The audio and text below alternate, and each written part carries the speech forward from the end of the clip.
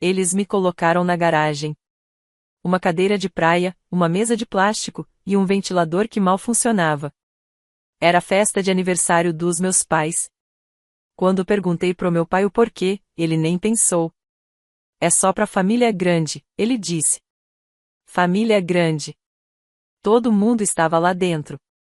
Com luz bonita, música, comida servida. Até meu primo Mark estava lá. Aquele mesmo que já tinha roubado o dinheiro do cofre deles. E ele estava lá dentro, rindo, brindando. E eu? Tava na garagem. Como se fosse bagunça, como algo que eles não queriam mostrar. Meu nome é Selena. E se você tá assistindo esse vídeo agora, fica comigo. Porque às vezes, a vingança mais bonita é aquela que é tão silenciosa que faz eco. Eu não fiz escândalo. Pelo menos não na hora. Fiquei sentada lá por 7 minutos inteiros.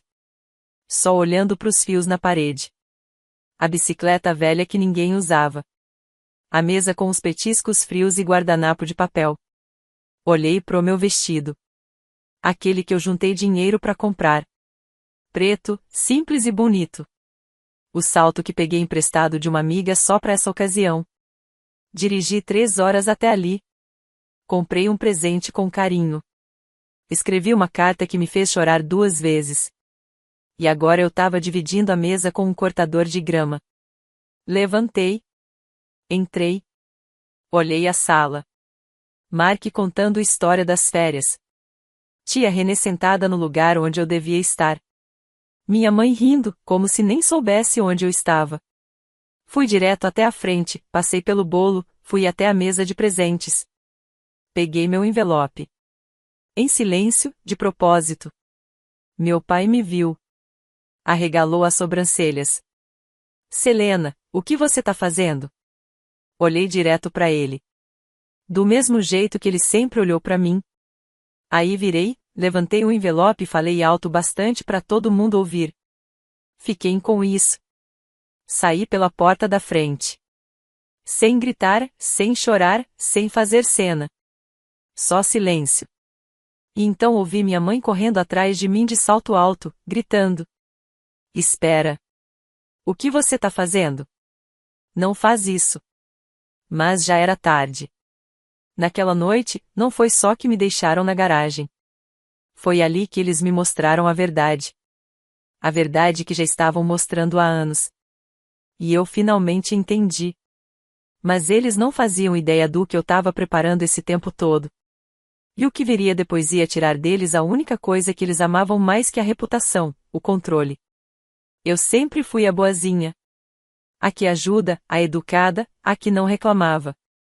Se Mark roubasse algo, era eu quem eles mandavam para acalmar ele no carro. Se minha irmã mais velha fizesse escândalo no jantar, eu que juntava os pratos e limpava tudo. Ser útil era minha única forma de ser vista. Mas ser notada de verdade? Nunca deixavam. Quando entrei na faculdade com bolsa parcial, meu pai mal olhou para mim. Legal, mas não precisa se achar. O Daniel conseguiu bolsa completa. Quando consegui meu primeiro emprego, num lugar que eu amava. Minha mãe só perguntou, mas isso vai pagar o aluguel? Eles não queriam parecer cruéis. Era o que eu dizia para mim mesma. Eles só eram seletivos. Seletivos com atenção. Seletivos com carinho. Seletivos com quem mostravam pras visitas. E as visitas? Sempre as mesmas pessoas. O primo que mentiu, o tio que bebeu demais, a irmã que largou tudo e voltou para casa. Todos eles ganharam uma segunda chance. Todos eles tinham lugar à mesa. E eu? Eu tinha obrigações. Ajuda a arrumar a mesa, Selena. Corre na loja pra gente. Você pode buscar o Mark na estação? E o pior é que eu sempre dizia sim. Porque, lá no fundo, eu acreditava que se eu continuasse sendo prestativa, um dia eles iam me enxergar. Iam me escolher. Mas o que rolou naquela festa de aniversário foi o meu limite. Não foi só por causa da garagem. Foi porque, quando eu olhei pela janela do lado de fora, vi minha família rindo como se eu nem tivesse sumido. Como se nem tivessem notado que eu fui embora. Foi aí que caiu a ficha. Eu não estava só excluída. Eu era opcional, substituível, fácil de esconder. Quando eu não combinava com o que eles queriam mostrar para os outros. E ali, parada no jardim da frente. Com um envelope numa mão. E 27 anos de orgulho engolido na outra. Eu tomei uma decisão. Não era só ir embora. Era mostrar para eles o que acontece quando a pessoa invisível resolve parar de ajudar. Porque eles não faziam ideia de quanto da vida deles dependia de mim. E quando eu soltasse, eles iam sentir. No dia seguinte, não liguei. Não mandei mensagem. Não pedi desculpa. Simplesmente sumi. Não do mundo, só do mundo deles. Chega de atender a ligação da minha mãe no primeiro toque. Chega de lembrar dos remédios, das consultas. Cansei de atualizar a planilha da família. Aquela que eu cuidava fazia 6 anos. Com datas de aniversário, alergias, contatos de emergência, tudo. No começo, foi só um silêncio. Um pequeno vazio. Mas rachaduras pequenas viram rachaduras grandes, rápido. 3 dias depois da festa, minha irmã mandou mensagem. Ei, a mamãe quer saber se você já mandou os cartões de agradecimento pro florista e pro DJ. Ela achava que você já tinha resolvido. Eu não respondi. Porque eu sempre resolvia essas coisas. Calada, automática, invisível. Mas agora? Eles que se virem. No fim da semana, recebi mensagem da tia Renê. A mesma que sentou no meu lugar na festa, como se nada fosse. Oi, querida. Sua mãe disse que você ficou chateada. Ela não quis te magoar. Foi só uma confusão com os lugares. Uma confusão. Engraçado como essas confusões só acontecem comigo. E ninguém falou sobre o envelope. Ninguém perguntou o que tinha dentro. Dentro tinha um cheque generoso. E uma carta escrita à mão. Com todas as memórias que eu tinha do casamento dos meus pais. Cada vez que eu via amor entre eles. Mesmo quando eles não enxergavam. Mas eles não perguntaram. Porque, na cabeça deles, ainda tinham direito a isso. No 9º dia, meu pai deixou uma mensagem de voz. Selena, eu sei que você está chateada, mas essa birra está dificultando as coisas para todo mundo. Liga para sua mãe e resolve isso. Birra. Essa foi a palavra. Porque, no mundo dele, a única razão para uma mulher se impor é emoção. Nunca é sobre limites. Nunca é sobre mágoa. Nunca é sobre passar a vida sendo ignorada. É só drama. Guardei essa mensagem, não para alimentar a dor, mas para lembrar porque eu fui embora. Aí veio o erro. Minha mãe tentou fazer um brunch simples com os amigos do grupo de caridade. Uma coisa pós-festa, só para agradecer. Ela achou que eu já tinha agendado o buffet. Achou que eu tinha enviado os convites. Que eu já tinha confirmado a lista de convidados, falado com o florista, tudo. Ela até mandou mensagem. Vê se eles não trazem lírios. Você sabe que eu odeio rosas. Deixei tudo com o Reed. Chegou o dia do brunch. Nada apareceu. Os convidados ficaram num quintal mais ou menos decorado. Sem comida, sem bebida, sem música. Só o constrangimento. E mesmo assim, ela não disse o que eu esperava ouvir. Não teve desculpa. Não teve a gente precisa de você. Nada de a gente errou. Só disse. Achei que você faria a coisa certa, Selena. Mas o que ela não entendeu é que eu estava fazendo a coisa certa. Eu só parei de carregar os problemas deles nas minhas costas. Eu não queria vingança, não tipo filme, não com grito, briga ou destruição. Eu queria a verdade. Queria que eles vissem a máquina que construíram. E entendessem que ela só funcionava porque eu girava as engrenagens lá no fundo, em silêncio. Então, comecei pelo fundo familiar. Há muito tempo, meus pais tinham aberto uma conta conjunta de poupança. Para emergências da família. Não era nada muito oficial, só para cobrir passagem de avião de última hora. Despesa surpresa, presente de aniversário que esqueceram. Todo mundo podia usar, desde que passasse por mim. Eu cuidava dessa conta há anos. Tinha acesso ao login, aos relatórios mensais. Até as declarações de imposto de renda que eu mesma preparava todo mês de abril. Eles nem percebiam que meu nome estava no formulário de autorização como responsável reserva. Eles só achavam que, como sempre, eu ia dar conta. A filha boazinha. A prestativa. Naquela mesma semana, pedi minha remoção da conta. Silenciosamente. Formalmente. Legalmente. Mandei também um aviso pro banco. Avisei sobre coisas que eu escondia fazia tempo. Reembolsos duplicados, saques sem explicação. E até uma transferência pro meu primo Mark. Sim, aquele que tinha roubado eles anos atrás. Nada criminoso. Só bagunçado. Mas eles tinham ficado confortáveis demais por tempo demais. Depois disso, falei com minha prima Dália. A única que, naquela festa, ficou sentada comigo na cozinha. Enquanto os convidados de verdade riam na sala. Hoje ela é designer gráfica. Super talentosa, mas mal paga. Ofereci ela um projeto que eu vinha pensando fazia meses. Mas nunca tinha tido coragem de começar. Um blog comunitário, pequeno, voltado para arranjos familiares calmos e justos. Histórias de pessoas como eu. Gente que não foi expulsa com briga, grito ou porta na cara. Foi só sendo deixada de lado, bem aos poucos, até sumir. A gente chamava isso de cadeira extra. Dália fez o logo. Eu escrevi o primeiro texto. A gente não falou nomes, mas qualquer pessoa que conhecesse meus pais saberia exatamente de quem eu estava falando naquela primeira história. E então, eu puxei o fio que eles nunca imaginaram que eu teria coragem de tocar. As fotos do aniversário. Um primo distante tinha tirado as fotos. Fui eu quem se ofereceu para ajudar com o fotógrafo. Em troca, ele me deu acesso à pasta completa. Baixei tudo. Todas as fotos. De todo mundo. Menos de mim. Eu não aparecia em nenhuma. Mas as legendas que colocaram na internet diziam: tão gratos por ter toda a família reunida. Um dia perfeito. Aí eu mandei um e-mail pro fotógrafo pedindo para tirar a galeria do ar. Ele topou. E escreveu uma frase que eu nunca mais esqueci. Disseram que era um retrato de família, mas parecia que faltava alguma coisa. Exato. Alguma coisa estava acontecendo. E, pela primeira vez, eles estavam começando a sentir isso. Não foi um colapso de uma vez. Veio aos poucos. Um brunch cancelado.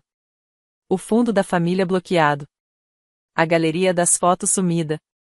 Mas o momento que marcou mesmo foi o jantar de comemoração que minha mãe organizou depois, para tentar melhorar a imagem com as amigas dela. O florista não apareceu. O cardápio veio errado. Um dos convidados cancelou a apresentação, dizendo que teve confusão na organização. Por quê? Porque durante anos, tudo isso passava por mim. Dessa vez eu não fui convidada, claro. Mas Dália me mandou fotos, a amiga dela estava trabalhando no evento. Minha mãe parecia exausta. Meu pai estava com cara de quem percebeu que o diretor da peça foi embora no meio da apresentação. 2 dias depois, minha mãe mandou mensagem. Queria que você reconsiderasse tudo isso. Família não se trata assim, ainda mais por uma coisa tão pequena. Pequena. Ficar sozinha na garagem como se fosse nada. Ter meu presente tirado da mesa. Ouvir meu pai falar a família estendida enquanto o primo ladrão estava na primeira fila. Isso não foi pequeno. Era o padrão. Um padrão que eu finalmente quebrei. Depois disso, as fotos sumiram do Facebook. As que estavam com legenda Noite Perfeita, família completa. De repente, tudo apagado. Como se apagar a foto pudesse apagar a verdade. O que eles não sabiam é que eu já tinha parado de dar suporte muito antes. E que eu não queria destruir a história deles. Eu só queria contar a minha. Na mesma semana, publiquei o 3º post no blog A Cadeira Extra. O título era: o dia em que parei de pedir desculpa por ocupar espaço. Sem nomes. Sem raiva. Só a verdade. O post rodou bastante. Foi compartilhado em fóruns de família, por terapeutas, por pessoas lidando com luto. E por filhos adultos que já passaram por muitos jantares em silêncio. E lá no fundo, eu deixei isso. Porque às vezes não é o grito que machuca. É o sorriso do outro lado da mesa. Enquanto fingem que não veem seu prato vazio. Minha caixa de entrada ficou cheia. Mas não de ódio. Cheia de reconhecimento. Você escreveu o que eu nunca consegui dizer em voz alta. Achei que fosse só comigo. Obrigado. Obrigado. Obrigado. Mas teve um e-mail que me marcou. De uma mulher de 50 anos. Ela escreveu: no casamento da minha irmã, me colocaram do lado do cabideiro. Eu tava grávida de 7 meses. Ninguém disse nada. Queria ter tido coragem de sair como você. Chorei lendo seu texto, não de tristeza, mas porque percebi que eu não tô sozinha. E olha, quando você passa a vida toda ouvindo que precisa esperar sua vez, ficar quieta, ser mais boazinha. Ser ouvida assim, vale mais do que qualquer pedido de desculpas. Enquanto isso, no mundo dos meus pais, eles tentavam manter as aparências. Mas até os amigos deles começaram a perguntar baixinho: cadê a Selena ultimamente? Ouvi dizer que ela criou um site? Ela não estava na última festa? E pela primeira vez, eles não souberam o que responder. A pessoa que sempre foi deixada de lado. Virou a pessoa que eles não conseguiam mais explicar. Sempre me viram como a estável. Nunca dramática, nunca difícil, nunca pedindo nada. Por isso era fácil me ignorar, me deixar no fundo.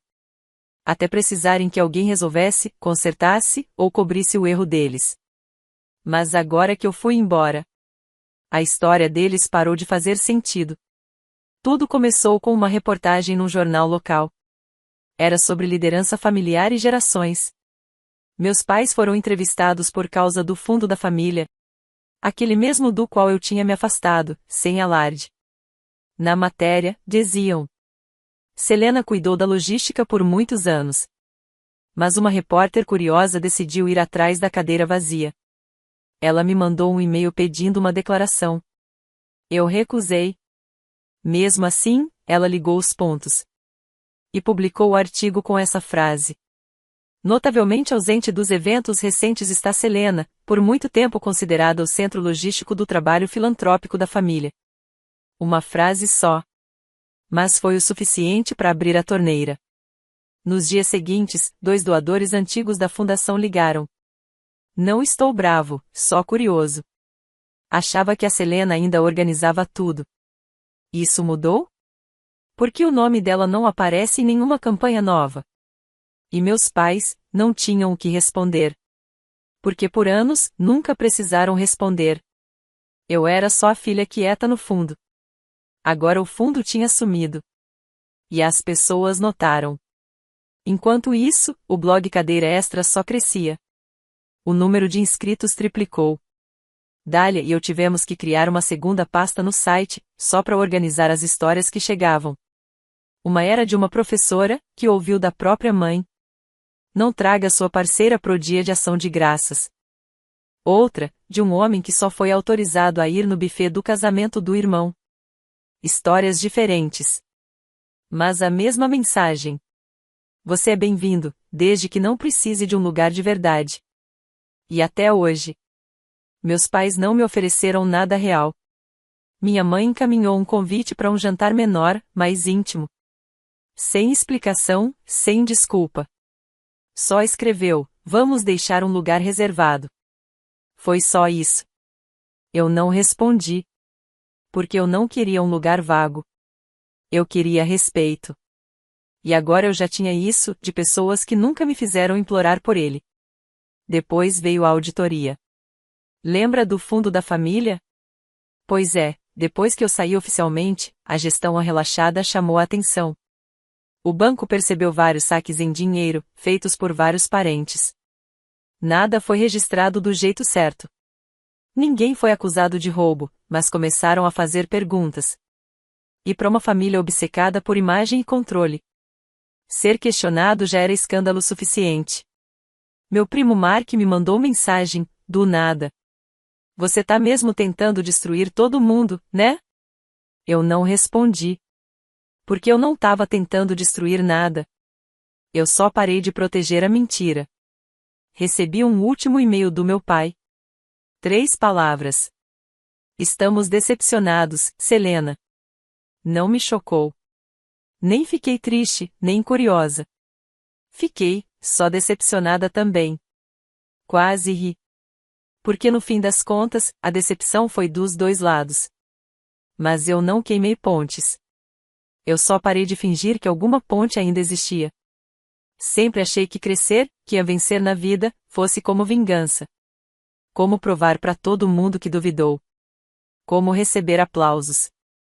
Mas não foi isso que aconteceu. Aconteceu assim. Manhãs calmas. Tomar café no lugar onde eu não precisava me encolher. Dar risada com gente que não vivia competindo. Ver meu reflexo no espelho, mais forte, mais leve.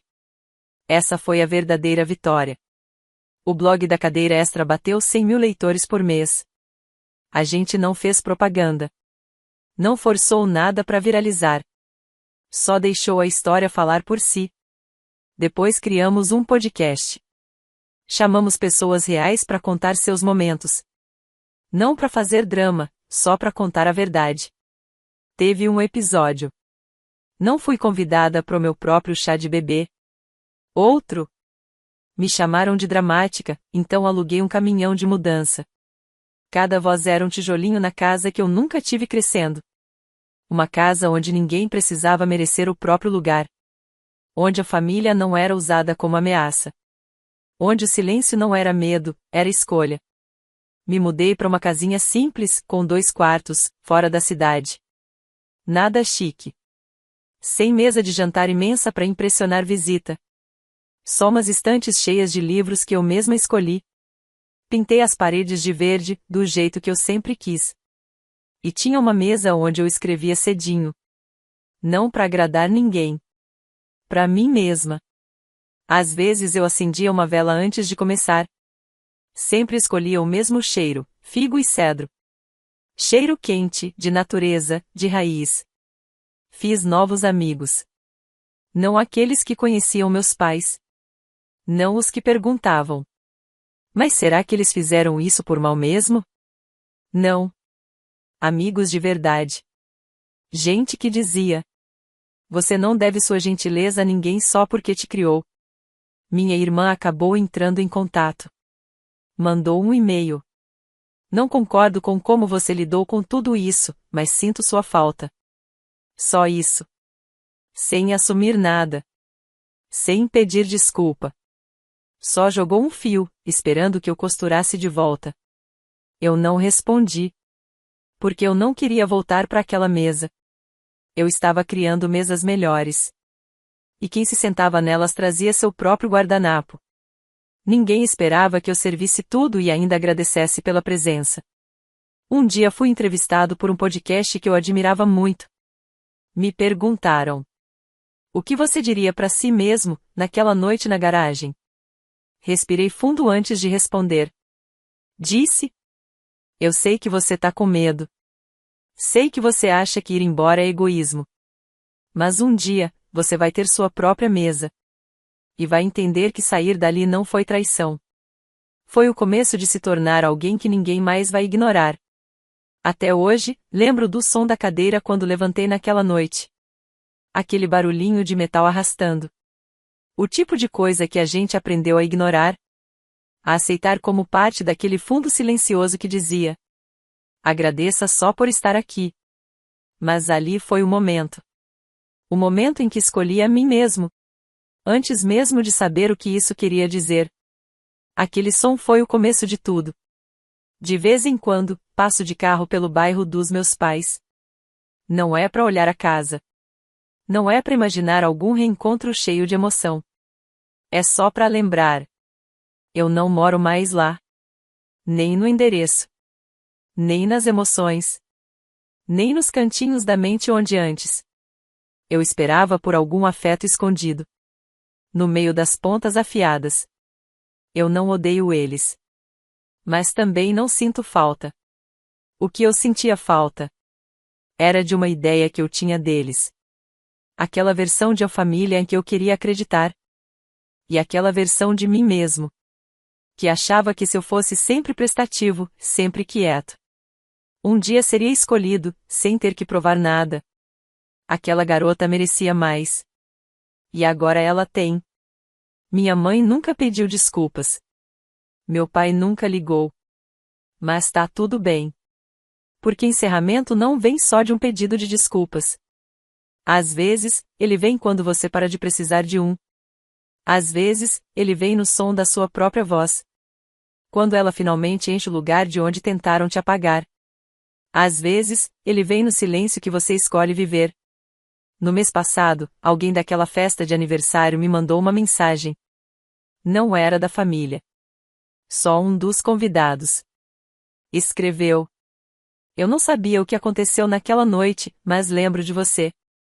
Você era o único que parecia de verdade naquela sala. Fiquei olhando essa mensagem por um tempo. Porque eu costumava achar que ficar quieta significava ser pequena. Agora eu sei. Ficar quieta pode ser força. Estar calma pode ser certeza. E ir embora não te faz ruim. Te liberta. Às vezes eu penso na carta que escrevi naquela noite. Aquela que eu coloquei no envelope. E deixei ali, na mesa dos presentes. Não era uma carta com raiva. Nem cheia de mágoa. Era só uma carta com memórias. Com agradecimento. Com pequenos momentos que eu achei importantes. Nunca entreguei. Mas guardei. Não para lembrar do que eles perderam. Mas para lembrar de quem eu nunca mais vou deixar para trás, eu mesma. Para me lembrar de tudo que eu dei por tanto tempo. Sem ninguém nunca perguntar quanto isso me custou. E agora, eu dou para quem devolve. Para quem troca, para quem soma. Eu rio alto, sem abaixar o volume. Eu fico de pé, sem precisar de permissão. Uma vez me pediram para ficar sentada na garagem. Porque assim a foto ficava melhor. Hoje, eu não preciso mais aparecer na foto. Porque fui eu que construí todo o cenário. Fui eu que criei a história que tô vivendo agora. Pode não ser uma imagem perfeita. Mas cada pedacinho dela tem a minha verdade.